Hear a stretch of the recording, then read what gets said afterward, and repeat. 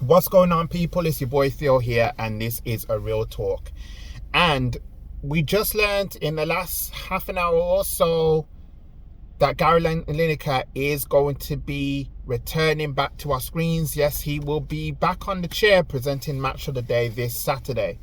The BBC has given him an apology, but I just want to let you know what I think.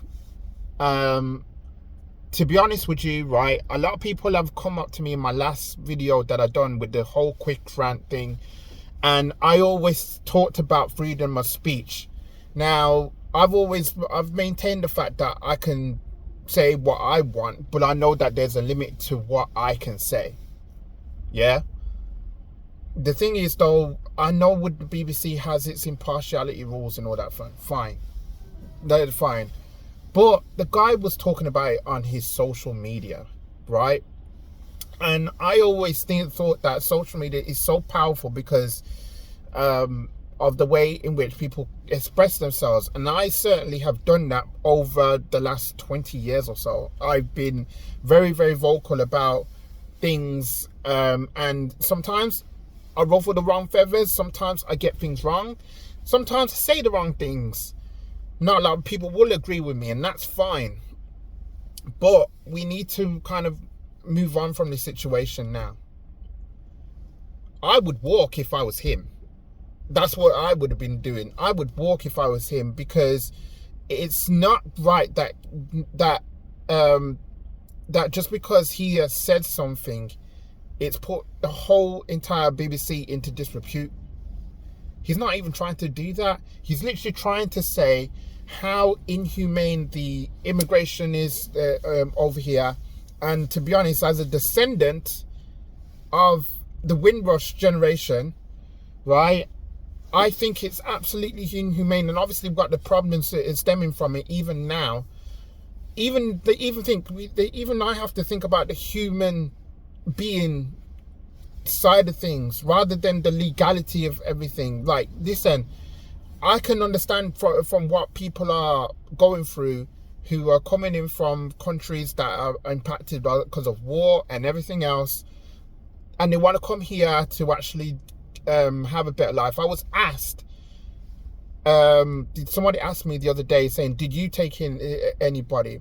I said, no, I don't take in anybody, but if I could, I would. I'm just that guy. I would do it if I could.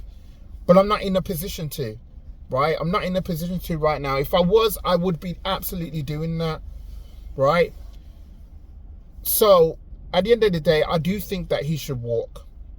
He should go to a different company so he can work and earn his money without worrying about what people say and about what he says or anything else like that. He won't even have to declare like how much he gets how much he gets paid every single year. But that's just me. I don't know what you think, but that's just me. Okay. Will this stop? Will this thing stop? It's hard to tell. It's hard to tell. I don't know if this whole thing will the relationship will still seem sour. I don't know. Yes, the support has been amazing.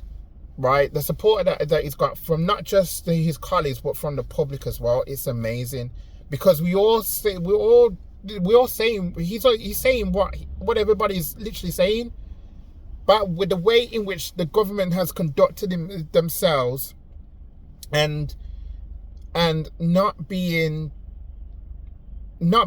compassionate enough to deal with this problem. They just like literally just say, oh, okay, you got to go back to your country. You got to go back and everything. Okay, fair enough, right? Yes, other countries would say that when, like, if you go to a different country and then they will send you back to the country. Like, I can understand all that. But it's the language that's been spewing out of the government. And that's something that I can't deal with. I don't like this government anyway because of so many things. You got the NHS, and I'm an NHS worker, and I've been affected by what's been going on over the last few years or so.